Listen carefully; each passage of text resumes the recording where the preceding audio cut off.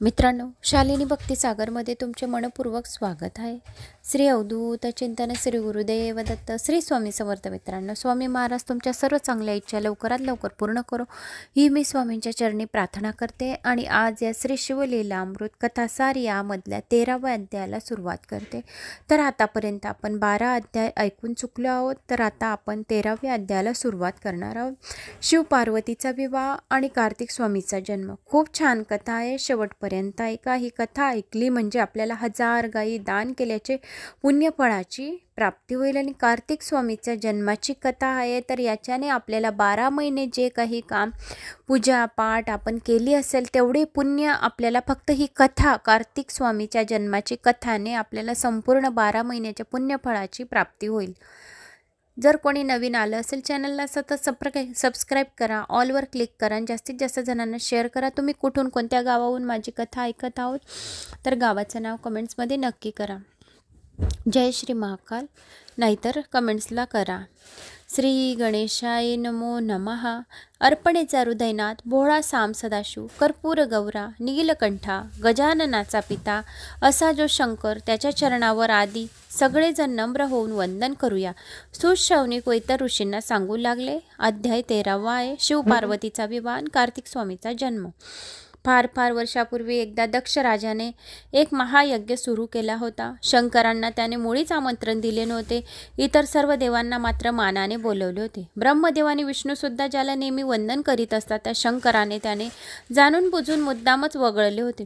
एवढेच नव्हे तर त्याने शंकराची निंदा सुद्धा सुरू केली होती। काय ते शंकराचे रूप, आहा ध्यानच नुसते। गळ्यात अपवित्र आणि भयानक अशा मुंडकाची माळ काय घालतो, मेलेल्या हत्तीचे ओले कातडे पांघरतो, त्याला दुर्गंधी तरी कशी काय येत नाही, बरं तो राहतो तरी उत्तम महालात, असे म्हणावे तरी तसेही नाही। वेड्यासारखा गावाबाहेरच्या एकांत जागी शमशानात राहतो। शमशानातील मेलेल्या माणसाच्या कवटीची भांडे करून दारोदारी भिक्षा मागतो, चिताभस्म करतो, संपूर्ण अंगाला ते चिताभस्म लावतो, भयंकर असे फुत्करणारे विषारी साप अंगावर काय खेळवतो, त्याच्या भोवताली सतत भूते काय नाचत असतात। या पृथ्वीवर जे अभद्र आहे ते सर्व शंकराला आवडते। कुठल्याही कशाला न विचारता कुणालाही काय बी देऊन टाकतो, कशाचीही विचार करत नाही। याला काय देव म्हणायचे? नेहमी रागावलेला संतापलेला चेहरा आणि साऱ्या त्रिभुवनाला जाळून टाकेल असा भगभगीत तेज असणारा, साऱ्या त्रिभुवनाचा जाळून टाकील असे भयभीत तेज असणारा, त्याचा तिसरा डोळा पाहताच अगदी कंटाळा येतो, डोळ्यावरून जटेतले गंगेचे पाणी ओघळते आहे आणि स्वतःच्याच कीर्तनात दंग होऊन स्वतः नाचत आहे असे याचे ध्यान आहे। अगदी किळस येते त्याच्याकडे पाहताना। राक्षसांना कसले वर देऊन यानेच माजवून ठेवले आहे। याला लहान थोर कोण हे मुळी सुद्धा समजत नाही। नंदी बैलासारखा मूर्ख पशु म्हणजेच याचे वाहन आहे असे शंकर याला कसा काय मोठा देव म्हणायचे? अशा प्रकारे दक्ष राजा रोज निंदा करीत असे। त्याला कारणही तसेच होते। म्हणून एकदा दक्ष राजा कैलास पर्वतावर आपल्या मुलीकडे गेला होता, पण शंकरांनी सासऱ्याकडे लगेच लक्षच दिले नाही। तेव्हा ते उठून उभे राहिले नाहीत, त्यामुळे शंकरावर दक्ष राजा रागावला होता। शंकरांना तो यज्ञ भागही देत नसे। वाईट वेळ आली की दुर्बुद्धी सुचते। दक्ष राजाचे तसेच झाले होते। दक्षाने शिवाला बोलवले नाही म्हणजे एका प्रकारे विनाशकाली विपरीत बुद्धी होय। दक्षाला माहीत होते की उमानात ज्याला आवडत नाही त्याचे यज्ञ जप तप सर्व फुकट आहे असे समजावे, व्यर्थ आहे असे समजावे। जो शिवाला भजत नाही त्याच्यावर अनेक संकट एकामागून एक कोसळत असतात, हे सर्व माहीत असूनही दक्ष राजा हे विसरून गेला होता। इकडे कैलास पर्वतावर भवानी आपल्या माहेरच्या आमंत्रणाची वाट पाहत बसली होती। पार्वती माता म्हणजे एक स्त्री होती।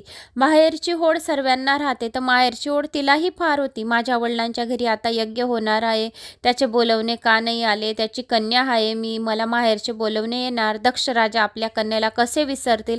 हे मी श्रेष्ठ आणि ज्येष्ठ कन्या त्यांची असून कसे माहेरचे बोलवणे आले नाही, अशी पार्वती माता मनातल्या मनात बोलत होती। आपले पिता तर फार मोठा यज्ञ करत आहे, अनेक जणांना तो बोलवणारच आहे, त्याचे आपल्याला आमंत्रण नक्की येईल असे तिला वाटत होते।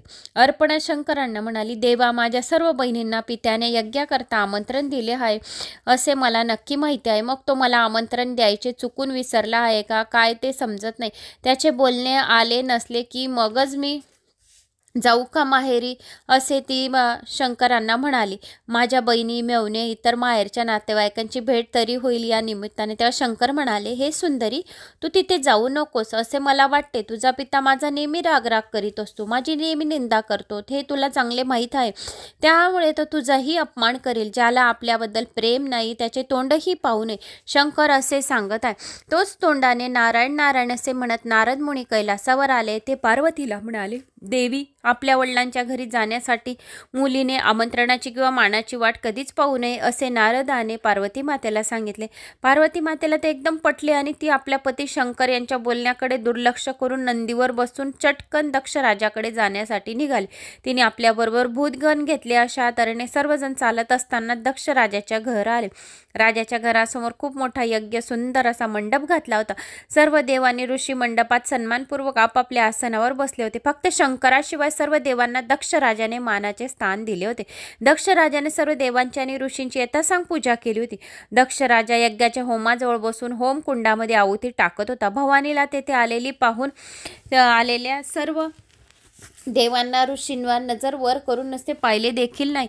नंदीवरून खाली उतरून भवानी पित्याजवळ येऊन उभी राहिली, तरीही त्याने तिच्याकडे लक्ष दिले नाही. भवानीला वाटले, धुराने पित्याचे डोळे बंद झाले असल्याने कदाचित मी पित्याला दिसलीच नसेल. तरी पण दक्ष राजाने सर्व बहिणींचा खूप खूप आदर सत्कार केलेला स्पष्टपणे दिसत होता. पार्वतीने आपल्या मातेकडे नजर टाकली, पण मातेने ही मान दुसरीकडे मुद्दामच फिरवली. दक्ष राजा मनात म्हणत होता, या भवानीला कोणी येथे यायला सांगितले होते? ही आणि हिचा नवरा तो जोगाड्या मला दृष्टीसमोर सुद्धा नको वाटतात. इतक्यात पार्वतीने वडिलांचे लक्ष वेधून घेतले.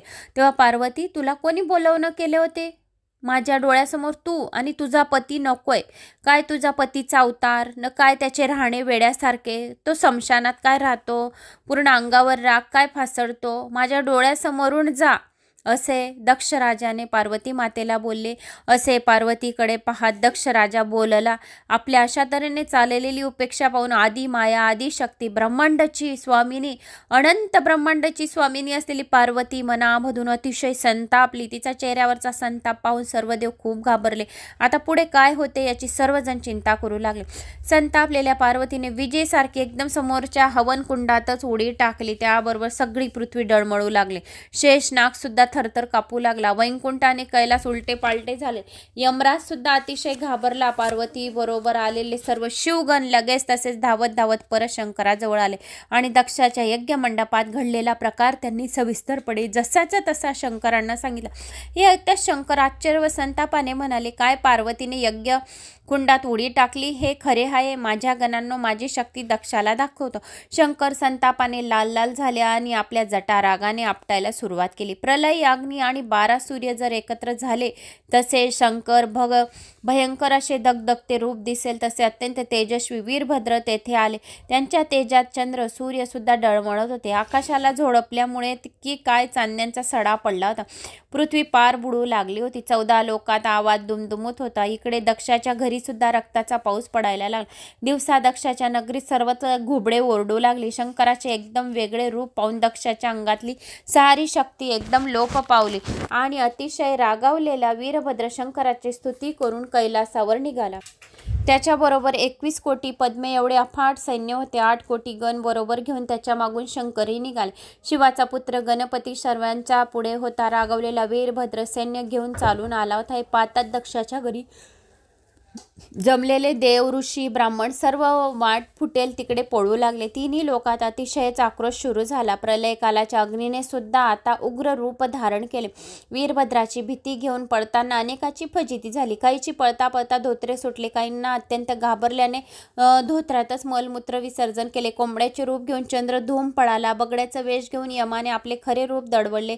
नैऋत्यपती कावळा बनला. रसनायक ससा बनला. अर्क कबूतर झाला. अशा तऱ्हेने प्रत्येकाने वेगवेगळी रूपे घेतली आणि सर्व वेगाने पळून गेले. नाना पक्ष्यांची रूपे घेऊन तेथे आलेले नवग्रह पळून गेले. इंद्र किराचे रूप घेऊन पळाला. एवढ्यात दक्षावर विजयसारखा वीरभद्र येऊन कोसळला. आपल्या 6 हातात त्रिशूळ, डमरू, धनुष्य, बाण वगैरे शस्त्रे घेतलेला वीरभद्र रागाने लाल होऊन थरथरत होता. त्याने एकाक्षणी आपला पराक्रम दाखवायला सुरुवात केली.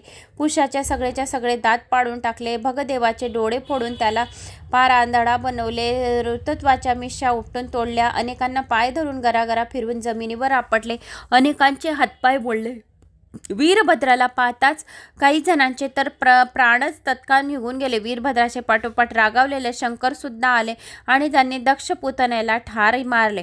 यज्ञकुंड यज्ञमंडप संपूर्णपणे पार मोडून तोडून एकदम दूर फेकून दिला. दक्षाला वीरभद्र म्हणाला, हे शतमूर्खा, तू अहंकाराने आणि जाणून बुजून मुद्दामच शंकराची निंदा केलीस. आता त्याच्या परिणामाला भोगायला तयार हो. असे म्हणून वीरभद्राने दक्ष राजाचे शिर खडगाच्या एका पटक्यातच धडा वेगळे केले. ते शिर वर आकाशात उंच उडाले आणि खाली येऊन धरणीवर पडले.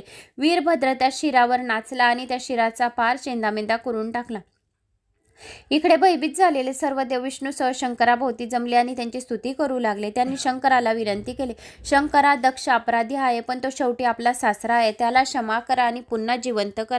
अतिशय रागावलेला भोळा शंकर देवांनी केलेल्या स्तुतीमुळे शांत झाला आणि त्या देवांना म्हणाला, दक्षाचे शिर त्याच्या धडाला आणून परत जोडा, म्हणजे तो जिवंत होईल. पण दक्षाच्या शिराचा वीरभद्राने चेंदामेंदा केला होता आणि तो शूर आता अजून भलताच रागात होता. तो मोठ्याने गर्जना करून म्हणत होता, जे शिवाचे द्वेष करतील त्यांना मी जन्माची अद्दल घडवेल. अशी शिक्षा करणार नाही. जे करणारा आणि जे कधी तोंडाने शिवनाम घेत नाही त्यांची जीभ मी तोडून टाकेन. जो शिवाची पूजा करीत नाही त्याचे काही विचार न करता मी हातपाय तोडून टाकेन.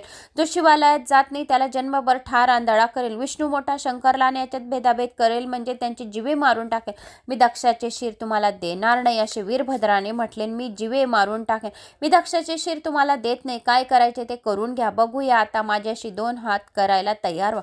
पाहूया कोणाची हिंमत आहे माझ्याशी लढायली. शेवटी एका बोकड्याचे डोके आणले आणि दक्षाच्या धडाला लावले. दक्ष जिवंत झाला. लगेच शंकर तीर्थयात्रेला निघून गेले. 12 वर्ष रानावनात ते हिंडत होते. त्यानंतर शंकर स्मशानात एकांतात राहू लागले. पुढे त्यांनी 1000 वर्ष घनघोर असे तप केले. प्रत्येक जन्मदात्या मात्या पित्यांनी केलेली उपक्षा मनास लागलेल्यामुळे आपण पतीचे न ऐकता माहेरी आलो असे मनातून वाटल्यामुळे इकडे यज्ञकुंडात उडी टाकलेल्या पार्वतीने भवानीचा आपला जन्म संपवून टाकला. हिमालयाच्या पोटी जन्म घेतला. तिचा एक भाऊ होता, त्याचे नाव होते मैनाक पर्वत. अख्ख्या ब्रह्मांडात तिच्यासारखी अतिशय सुंदर स्त्री नव्हती. तिचे सौंदर्य एवढे अप्रतिम होते की तिला नुसते पाहण्यासाठी स्वर्गाचे देव आणि पृथ्वीवरचे राजे हिमालय पर्वताकडे सारखे सारखे येत असत. हरणे आणि मासे हे सुंदर डोळे असलेली प्राणी सुद्धा तिचे नेत्र पाहून लाजत असत.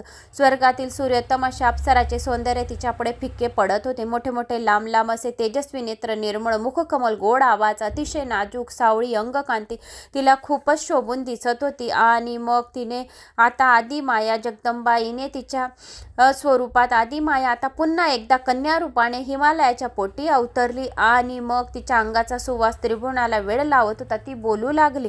ती तेजस्वी प्रकाश पडत असे. जिथे जिथे तिची पावली उमटत होती तिथे तिथे सुंदर अशी सुगंधी कमळे निर्माण होत असे. त्या कमळांच्या मधुर वासाला भुलून वसंत ऋतू तेथे सारखा नसता पिंगा घालीत होते. सोन्यांची सुगंधी अतिशय नाजूक कैलासावरून पृथ्वी हिमालयात आली आहे असे पार्वतीला पाहताच पाहणाऱ्यांच्या मनात वाटत असे. एकदा असेच नंदीला बरोबर घेऊन हिमालयात शंकर आले असता नागराज हिमालय शंकराच्या दर्शनासाठी आला. त्यावेळी त्यांच्या बरोबर त्याची कन्या पार्वतीही होती. शंकराला नमस्कार करून त्याने शिवस्तुती आरंभली. पार्वती ही पित्याबरोबर तल्लीन होऊन शिवभजन करू लागली. आपल्या 60,000 अतिशय सुंदर अशा मैत्रिणीसह पार्वती शंकराची अगदी मनापासून सेवा करू लागली. ज्या ठिकाणी शंकर नेहमी ध्यानस्थ बसलेले असतात त्या ठिकाणी येत आणि विविध प्रकारच्या सेवा करत. तारकासुराचे 3 मुलग तारक्ष, विंदून, मालिनी आणि कमललोचन हे तिघी भगवान शंकराला प्रसन्न करून घेण्यासाठी घोर तप करीत होते. 1000 कमळे घेऊन रोज तिघीजण शंकराची पूजा करीत असे. एक दिवस त्या 1000 कमळात चुकून एक कमळ आले आणि आता ऐन वेळी कमळ कसे मिळणार म्हणून कमळाचे फूल नसते तर आपल्याकडे आपले शिर आहेत असा विचार करून त्याबरोबर 3 तारकपुत्रांनी आपापली शिरे तीक्ष्ण शस्त्रांनी तोडून शंकराला वाहिली. त्याबरोबर त्यांना शंकर प्रसन्न झाले. त्या 3 राक्षसांना त्यांनी मागितले ते वर देऊन टाकले. त्यामुळे तारकापुत्रचा उन्मंत झाला आणि त्रिभुवनाला अनविंत छळू लागला. त्यांनी देवांना सुद्धा स्वर्गातून हाकलून दिले. त्यांच्या अशा उन्मत्त वागण्यामुळे सर्वत्र पृथ्वीवर हाहाकार माजला होता. देव ऋषी सर्वत्र मिळून वैकुंठात जगताचा पालनहार विष्णूच्या दर्शनासाठी गेले. विष्णूची प्रार्थना करून त्यांना सर्व वृत्तांत कथन केला. त्यानंतर विष्णूसह सर्व शंकराच्या जवळ आले आणि त्यांची स्तुती करू लागले. मी प्रसन्न आहे, हवा तो वर मागा, उदार सदाशिव उद्गारले. मग विष्णूंनी पुढे होऊन त्रैलोक्याचे घराणे शंकराच्या कानावर घातले. ते ऐकून शंकर म्हणाले, मला एक उत्तम रथ पाहिजे. मी त्रिपुरासुरास मारीन. आम्ही तसा रथ सजवून देतो. पृथ्वीचा रथ तेजस्वी, सूर्य चंद्र ही त्याची 2 चाक्यात, उत्तुंग असा मंदारगिरी हा ध्वज, 4 पुरुषार्थ, रथाचे मजबूत स्तंभ, 4 वेदाचे घोडे, शास्त्राचे दोर, पुराणाचे तटबंध, उपपुराणांचे टोकदार किडे, कनकाद्रिकाचे धनुष्य, भोगिंद्र धनुष्याची दोरी, वैकुंठचा सुकुमार हा तीक्ष्ण बाण करून तसा हा सुंदर रथ सजवून देतो. पण त्रिपुरासूर त्याच्या साथीच्या राक्षसाचा वध करा. सर्वांनी शंकरला आणि त्या रथात चढवले. त्याबरोबर रथ एकदम पार रसातळला जाऊ लागला. सर्वांनी आपापला सर्व जोर लावला, पण रथ काही वर निघेना. शेवटी नंदीने आपल्या मजबूत टोकदार शिंगांनी त्या दिव्य रथ बाहेर काढला. मग एक पाय रथात, एक पाय नंदीवर ठेवून शंकरांनी त्रिपुरासुरा बरोबर घनघोर युद्ध केले. अनेक राक्षसांना मारले. वीरभद्रानेही आपले युद्ध कौशल्य पणाला लावून असंख्य राक्षसाचा वध केला. पण राक्षसाकडे भरलेले अमृताचे कुंड होते. ते अमृत मेलेल्याच्या राक्षसावर शिंपडून राक्षस पुन्हा जिवंत करीत असे. मग शिवांनी मेघशस्त्र सोडले, अमृतांचे कुंड पाण्यात बुडवून टाकले. परंतु शंकराच्या आशीर्वादाने त्रिपुर राक्षस वर अंतराळात भ्रमण करीत असल्याने शंकराच्या बाणाला तो बळी पडत नव्हता. अशा तऱ्हेने शंकर आणि त्रिपुर राक्षसांचे युद्ध अनेक वर्ष युद्ध चालले. शंकराच्या अंगातून घामाच्या असंख्य धारा वाहू लागल्या. वाहता वाहता त्या घामाच्या पाण्याची नदी बनली आणि नदी म्हणजे भीमरती गंगा होय, जे या शंकराच्या घामामधून तयार झाली भीमरती अशी गंगा आहे. आणि नेत्रातून जे जलबिंदू पडले त्यांचे रुद्राक्ष झाले. शिवाच्या जे नेत्रामधून जे अश्रू वाहिले त्यांचे रुद्राक्ष बनले. दैत्यांच्या स्त्रिया अत्यंत पतिव्रता होत्या. त्यावेळी त्यांच्या पुण्याईने शंकरांना जय मिळत नव्हता. म्हणून श्रीकर बौद्ध रूपाने दैत्य स्त्रियाद केला आणि अपवित्र असे चार्वाक शास्त्र त्यांना सांगितले. ऐकल्यानंतर पतिव्रता सोडून त्या व्यभिचार करू लागल्या. लगेच शंकरांनी आपले दिव्य धनुष्यावर अत्यंत प्रभावी असा विष्णू बाण सोडला आणि आणखी पाशुपतास्त्रांची स्थापना केली. मग तो तेजस्वी बाण सनसनत निघाल्याने प्रलय आग्नेची भयंकर मोठी ज्वाला, कृत्तांत काळाची जीभ किंवा प्रलय मेघातील वीज अशी भासावी असा तो बाण पाहून देव दैत्य दोघंही घाबरले. सप्तकोटी मंत्राच्या तेज एका बाणात एकवटले. बाणाच्या नुसत्या आवाजाने देवांची विमाने अगदी दूर पळाली आणि दऱ्याखोऱ्यात राक्षस आपला जीव वाचवण्यासाठी लपून बसले. बाण केवळ पाहून अनेकांना मूर्छा आली आणि तृतीय नेत्र उघडलेल्या शंकरांनी त्या अमोघ बाणांना तारकासुराच्या 3 पुत्रांना जाळून भस्म करून टाकले आणि आपल्या पुत्राच्या अशा रीतीने वध झालेला पाहून संतापलेला तारकासूर चंद्रसूर यांना धरून नेले. भागीरथी गंगा नद्यांनाही पकडून नेले. देवांच्या बायकांना पळवून नेले. दासी काम करायला लावले. स्वर्गात ब्रह्मा विष्णू इंद्र एकत्र जमून संकटाचा विचार करू लागले. हा उन्मत्त तारकासूर शंकराच्या होणाऱ्या पुत्रांच्या हातून मारला जाईल, पण त्याकरता आधी शिव उमेचा विवाह तर करायलाच हवा. तिघांच्या मनातील हा विचार पक्की झाल्यावर त्यांनी मदनाला बोलवून पाठवले. हिमालय पर्वतावर शंकर उग्र तप असे करीत होते. त्यांना भुलव अशी सर्व देवांनी त्यांना विनंती केली आणि मग मदन आपल्या अयोध्यासह रतीला बरोबर घेऊन हिमालय पर्वतावर आला. तेथे आल्याबरोबर वसंत ऋतूने सर्व वन उत्तम प्रकारे शृंगारले. अशा रीतीने पार्वतीचे लोभस रूप धारण केले. मग मदन शंकराच्या मनात अगदी गुपचूप शिरला. बाकरे किलबिलाट करून शंकराच्या ध्यानात व्यतीत आणीत होती. म्हणून नंदकेश्वर यांना दूर हिसकावून देत देत लांब गेला होता. त्यावेळी पार्वती अत्यंत कामातुर होऊन मदनाचे जवळ उभी राहिली. ध्यानस्थ शंकराने आपले डोळे उघडले आणि देवासमोर तो समोर मदन उभा असलेला त्याला दिसला. त्याला बघता शंकरांना फार राग आला. त्यांनी तिसरा डोळा उघडून मदनाला तेथल्या तेथे जाळून टाकले. तो दिवस होता फाल्गुन पौर्णिमेचा होता. शंकराच्या अवतीभोवती शिवगण शिवदूत मोठमोठ्या बोंबा मारित होत्या. अत्यंत अश्लील शब्दात उच्चारित मदनाची टिंगल करू लागले. त्या दिवसापासून फाल्गुन पौर्णिमेला होळी पेटवून बोंब मारावी अशी शंकरांनी सर्वांना आज्ञा केली. म्हणून फाल्गुन महिन्यात होळी येते आणि बोंब मारतात मुलं, म्हणून हे त्या शास्त्रांपासून ही प्रथा अजून चालू आहे. अशा तऱ्हेने शंकराला भुलवण्यात आलेल्या मदनाला जाळून शंकर कैलास पर्वतावर निघून गेले. तेव्हा रती शोक करू लागली. शंकरांनी तिला सांगितले, बाई, कृष्ण अवतारात रुक्मिणीच्या पोटी तुझ्या पती पुन्हा अवतार घेईल.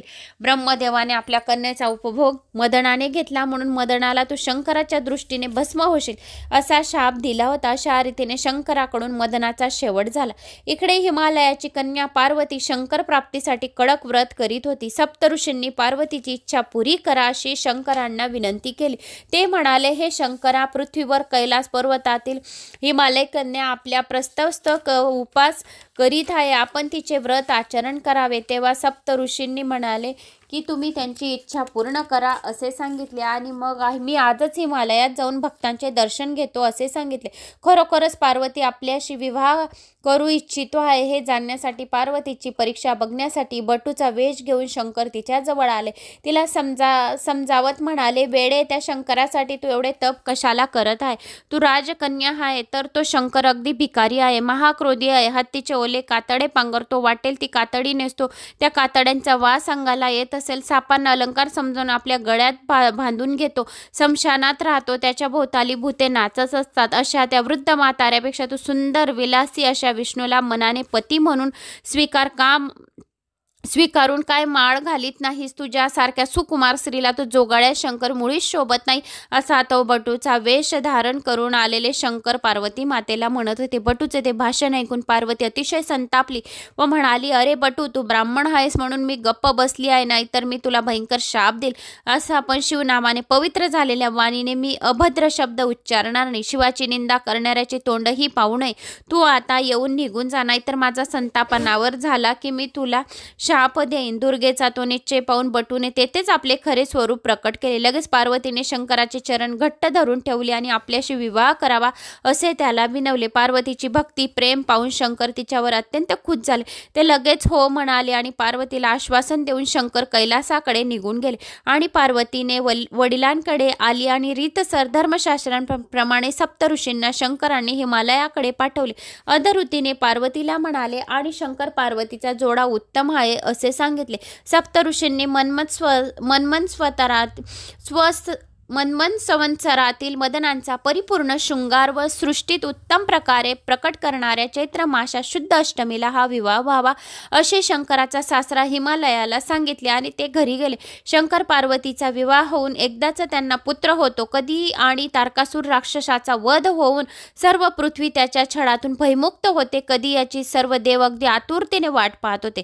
झाले. लग्नाची जोरदार तयारी सुरू झाली. सर्व देवांना अगदी आवर्जून आमंत्रण केली. त्रिदशाचे पाळे घेऊन स्वयंपाकासाठी निष्णात असा पाकशासन आणला. विष्णू, लक्ष्मी, ब्रह्म, सावित्री, 88,000 ऋषी आपल्या शिष्यासह लग्नाला हजर राहण्यासाठी निघाले. सिद्ध, चारुक, गुहन, पृथुगण, मरुदगण, वसु अष्टक, 11 रुद्र, 12 अर्क, यक्ष, गंधर्व सर्वजण अगदी आवर्जून लग्नाला निघाले. या वराडी असलेल्या सर्वांसह शंकर हिमालय पर्वतावर आले. हिमालय पर्वताने लगबगीने सामोरे येऊन सर्वांची अत्यंत आदराने पूजा केली, आदर सत्कार केला आणि या लग्नासाठी 10,000 मैल लांबीचा भव्य आणि दिव्य मंडप घातला. सुवर्णांची सजवलेली सुंदर घरे सर्वांना जानोत्सव म्हणून उत्तरायला दिली होती. शंकराचे आताचे ते तेजस्वी स्वरूप पाहून सर्वजण चकित झाले होते. हा अनादिवृद्ध पुराण पुरुष आणि नवरी अतिशय सुंदर सुकुमार अशी पार्वती म्हणजे जोडा असा काहीतरी आगळा वेगळा दिसत होता की विचारूच नका. देवक बसले. हिमालय वराला विवाहस्थळी बोलवायला आले. अष्टमहासिद्धी मंगल कार्यामध्ये स्वतःच राबत असल्याने लग्न समारंभात काही उणे राहिले नव्हते. नवऱ्याला मिरवणुकीने मिरवत मंडपात नेले. मधुपर्क वगैरे विधी हिमालयाने केले. लग्नाची वेळ जवळ आली. नवरदेव शंकराच्या समोर अंतरपाट धरला आणि त्या लावणीची तेजस्वी नवरीला पार्वतीला पाट्यावर आणून उभी केली. सूर्य लग्न घटका अगदी काळजीपूर्वक पाहत होता. बृहस्पती मंगलाष्टक म्हणत होते. संपूर्ण लग्नविधी अगदी व्यवस्थित पार पडला. सप्तपदी झाले. सर्व धार्मिक विधी यथासांग विधी झाले. पण नवरीचे अत्यंत सुंदर मुखकमल कुणीच पाहिले नव्हते. पार्वतीचे आपले मुखकमल भरझरी वस्त्राने झाकून घेतले होते. मंडपातील लज्जा होम भोवती प्रदक्षिणा घालताना ब्रह्मदेवाने पार्वतीचे नख पाहिले आणि त्या नखाच्या सौंदर्याने सुद्धा तो कामातूर झाला. अवस्थेत त्याचे वीर्यखलन झाले. जे जेथे पडले तेथे 1000 वालखिल्यांचा जन्म झाला. हा त्याचा जन्म उन्मत पाहून अतिशय शंकर कोपले आणि ब्रह्माचे 5वे शिर खड्गाच्या एका फटक्याने तोडून टाकले. सगळीकडे गोंधळ माजला. पण भगवान विष्णूंनी सर्वांना समजूत घालून शांत केले. शंकर पार्वतीचा हा भव्य आणि दिव्य असा लग्न सोहळा 4 दिवस चालला होता. अतिशय चांगली आणि बहुमूल्य वस्त्रभूषणे देऊन हिमालयाने सर्व देवांना संतुष्ट केले. मग नवपरिणीत वधूला पार्वतीला घेऊन शंकर आपल्या कैलासावर निघून गेले. विश्वाची उत्पत्ती थांबली आहे तेव्हा मदनाला परत जिवंत करा असे सर्वांनी विश्वनाथाची प्रार्थना केली. मग मदनाला परत पुन्हा जिवंत केले गेले. आता सर्वजण अतिशय आतुरतेने शिवभवानीला पुत्र कधी होईल याची वाट पाहत होते. आणि कारण उन्मत्त तारकासूर फारच माजला होता आणि त्याच्या छळाने कोर्याने सारी सृष्टी त्रासून गेलेली होती. शिव व भवानी हे दोघे एकांतात होते. ऋषी आणि देव कोणालाच आत प्रवेश मिळत नव्हता. अशा अवस्थेत 4 युग संपली पण शंकराच्या वीर्य न झाल्याने पार्वतीला पुत्र काही झाला नाही. मग देवांनी अग्नीला अतिथीचा वेश देऊन आज शंकर पार्वती जिथे होते तेथे पाठवले. शंकर पार्वतीचे नावे हाके मारून अग्नीने त्यांना भिक्षा घातली आणि मग तेव्हा शंकरांनी पार्वतीला माझे वीर्य या अतिथीला भिक्षा म्हणून घाला अशी आज्ञा केली. पार्वतीने शंकराच्या आज्ञेप्रमाणे त्याचे अमोघ वीर्य आणून अग्नीला भिक्षा म्हणून घातली. ते जेथे सांडले होते तेथे एक रेतकूप तयार झाला. त्यातील पाणी म्हणजे पारा जो कोणालाही हातात धरता येत नाही असा. अग्नीने हातातले वीर्य भिक्षा म्हणून स्वीकारून ते प्राशन केले. त्यामुळे त्यापासून अग्नी गरोदर झाला आणि त्याला गर्भधारण्याची फार लाज वाटू लागली. तो दूर अरण्यात जाऊन लपला. त्या अरण्यात गंगा नदी वाहत होती. गंगेच्या काठावर स्नान करून उन्हात तापत बसलेल्या त्या 6 ऋषी पत्नी त्याला त्यावेळी तेथे दिसल्या. अग्नीने आपल्या पोटातला गर्भ काढून 6 सुंदर स्त्रियांच्या उदरात गुपचूपपणे टाकला. त्या क्षणी त्या गरोदर राहिल्या. पती संगाविनाही त्यांना गर्भधारणा झाली याची लाज वाटत होती. 7 जणांनी तो आपल्या पोटातील गर्भ टाकून दिला. 6 जणांनी पोटातल्या 6 गर्भाचे भाग एकत्र केले. त्यापासून एक सुंदर कुमार जन्माला आला आणि त्याला 6 तोंडे होती, 12 हात होती. कार्तिक मासात कृतिका योगावर हा सुकुमार जन्माला आला. कार्तिक मासात झाला म्हणून त्याचे नाव कार्तिकीय ठेवले. त्रिकालज्ञानी शंकरांनी हा आपला पुत्र आहे ताबडतोब ओळखले आणि त्याला उचलून पार्वतीच्या मांडीवर ठेवले. त्याच्या मांडीवर घेता क्षणी पार्वतीला पाणा फुटला. 7 वर्ष मोठ्या प्रेमाने पार्वतीने त्याचे लालन पालन केले. इकडे अग्नीने शंकराला पुत्र झाल्याची बातमी सर्वांना जाऊन सांगितली. सर्व शंकराकडे आले. आपल्या मुलाचे नाव कार्तिक स्वामी ठेवले. प्रथमपासूनच शिवपूजक होता. त्याचे वाहन मोर हे होते. पूर्व शंकरांनी सांगितल्याप्रमाणे देवांनी आपला अपार सेनेचा सेनापती पद छोट्या कार्तिक स्वामीला दिला. पण सर्वजण आपल्या सैन्यांसह तारकासुरावर चालून आले. तारकासुराच्या नगराला देवाच्या सैन्यांनी वेढा घेतला तरीही देवाचे राक्षस समोर काहीच आले ना. मग सर्वांनी हात जोडून कार्तिक स्वामीची प्रार्थना केली. तारकासुराचा वध करून साऱ्यांना अभय देण्याचं सांगितले आणि कळवळून सांगितले शिवाचा पुत्र तोच. तो लहान असला तरी सुद्धा तो पराक्रमी होता आणि त्याने फार मोठे मोठे आक्राड विक्राड रूप घेतले. तारकासूर एकदम अतिशय त्वेषाने त्याच्या अंगावर धावून आला. 33 कोटी देव कुमाराचे मागे उभे होते. तारकासुराने एक भयंकर अस्त्र फेकले आणि मग त्याबरोबर रणगणावर असलेल्या सर्वांची पाचावर धारणा केली बसली. परंतु वैकुंठाहून आलेल्या योग मायेने मधल्यामध्येच ती शक्ती अगदी सहजतेने एका बाजूला पाडून टाकली, निरुपयोगी ठरवली. मग तारकासुराने एका पाठोपाठ एक असा प्रचंड बाणाचा वर्षाव सुरू केला. आपले अतिशय अक्राळ विक्राळ तोंड उघडून कुमाराने तारकासुराने सोडलेले सर्व बाण गिळून टाकले. ज्या ज्या शक्ती आणि जी शस्त्रे कुमारावर त्याने फेकली ती त्याने आपल्या विक्राळ तोंडाने गिळून टाकली. मयुरावर बसलेला कार्तिक स्वामी आता रुद्रासारखा महाभयंकर दिसत होता. तारकासुराने अगदी शेवटी ब्रह्मास्त्र सोडले, तेही कुमाराने गेले. त्यामुळे शेवटी तारकासूर निशस्त्र झाला. आता अतिशय चिडून तो रथाच्या खाली उतरला आणि कुमाराच्या अंगावर अगदी विजेसारखा धावून गेला. ते पाहून मग कुमारानेही आपल्या रथाखाली उडी टाकली आणि दोघांचे मल्लयुद्ध सुरू झाले. 7 दिवस ते मल्लयुद्ध चालू होते. खाली आपटून हवेमध्ये गरागरा फिरून कुमाराने तारकासुराला अगदी पूर्णपणे त्रासावून सोडले. शेवटी आपल्या हातात तारकासुराचे दोन्ही पाय धरून कुमाराने त्याला खाली आपटले आणि त्याचा प्राण निघून गेला. त्याचे शरीर निष्प्राप प्राण होऊन तेथे पडले. तारकासुराने मरण पावता सगळीकडे आनंद झाला. मग मंगलवाद्य वाजू लागले. अतिशय आनंदाने स्वर्गामधून देव सुकुमार पुष्टवृत्ती करू लागले आणि तारकासुराचा नगर इंद्राने लुटले. देवश्रेयांना त्या क्षणी दासी पण मुक्त झाल्या. सर्व देव सोडवले. 7 वर्षाच्या कुमाराला इंद्राने आपल्या अफाट सेनाच्या सेनापती पद दिले. नंतर कार्तिक स्वामी वाराणसीला गेला व तेथे आपल्या मातापित्यांना नम्रपणे वंदन केले. आपल्या मुलाचा पराक्रम पाहून शंकर पार्वतीला फार आनंद झाला. पुढे त्यांनी त्या मुलाची मुंज मोठ्या थाटामाटात केली. षडानन सर्व तीर्थे फिरून आला. अरण्यात राहून अनुष्ठान करून त्याला फार आवडत असे. एकदा भवानीने त्याला म्हणाली, षडानना तू आता मोठा झाला आहेस म्हणजे विवाह योग्य झाला आहे, तेव्हा तू मोठ्या आनंदाने विवाह करवास गृहस्थम श्रम स्वीकार असे मला वाटते. आई, जिच्याबरोबर विवाह करवायचा आहे ती स्त्री कशी असते ग? मला अद्याप माहीत नाही, तरी तू ते मला सांग. मी स्त्रिया कधी पाहिल्या नाहीत, म्हणून मी म्हणत आहे कशा दिसतात, कशा असतात त्या, तू सर्व मला सांग. तेव्हा षडाननाने आईला उलट प्रश्न केला. कार्तिकेचा अजाणते पाहून अर्पणा त्याला म्हणाली, मुला, अरे सर्व स्त्रिया माझ्यासारख्या असतात, माझ्यासारख्या दिसतात. हसून कुमार म्हणाला, आई, सर्व स्त्रिया तुझ्यासारख्या असतात ना, मग मलाही तुझ्याप्रमाणे आहे, माते समानच आहेत. तुझे वचन मी कधीही खोटे पडू देणार नाही. एवढे बोलून पार्वतीचे बोलणं पुढे ऐकण्यास न थांबता कुमार घोर अरण्यात निघून गेला. अंबेने त्याला पकडायचा खूप प्रयत्न केला, आटोकाट केला, पण आपल्या पुत्रवियोगाने मूर्छित होऊन अंबा धरणीवर पडली. कुमारा, मला पाना फुटला आहे, आता तो मी कुणाला पाजू, मला थोडा वेळ तरी येऊन भेट, तुझे दूध लोणी तरी घे, असे म्हणत ती सारखी रडू लागली. तेवढ्यात आकाशवाणीने कुमाराचे शब्द ऐकायला आले. माझ्या दर्शनाला जर एखादी स्त्री येईल तर ती 7 जन्मा विधवा होईल, आणि माझ्या दर्शनाला कार्तिक मासातील कृतिका योगावर एखादा पुरुष येईल, तो 7 जन्मापर्यंत भाग्यवंत होईल, आणि स्त्री आणि 7 जन्मापर्यंत भाग्यवंत होऊन जगेल, आणि सरस्वती आणि लक्ष्मीची त्याच्यावर अखंड कृपा राहील. जो पण हा अध्याय ऐकेल त्याच्यावर सुद्धा श्री लक्ष्मीची आणि सरस्वतीची अखंड कृपा राहील, त्याला कशाचीही कमतरता भासणार नाही. तो पुरुष कोणीही असो, मग ही कथा कोणी पण ऐको, तरी माझी ही वाणी कायमची लक्षात ठेवावी. सर्व ऋषींनी कार्तिक स्वामींना परोपरीने विनवले.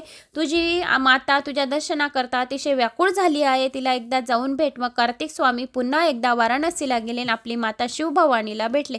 थोडे दिवस त्याच्याजवळ राहून त्यांना आनंद देऊन पुन्हा घोर अरण्यात तपस्यासाठी कायमचे निघून गेले. अशी ही कथा आहे. ही कथा ऐकली तर सर्व संकटे नाहीशी होतात. तर मित्रांनो, इथे 13वा अध्याय समाप्त झाला आहे. मला अशी आशा आहे की तुम्हाला हा कार्तिक स्वामीचा जन्माचा आणि शिवपार्वतीच्या विवाहाची ही कथा नक्की आवडली असेल. आवडली तर एक लाईक करा, चॅनलला सबस्क्राईब करा, जास्तीत जास्त जणांना शेअर करा. जय श्री महाकाल. कोणी नवीन आलं असेल तर चॅनलला सबस्क्राईब करून घ्या. कुठून कोणत्या गावाहून माझी कथा ऐकत आहोत तर तुमच्या गावाचं नाव, नाहीतर जय श्री महाकाल करा. जय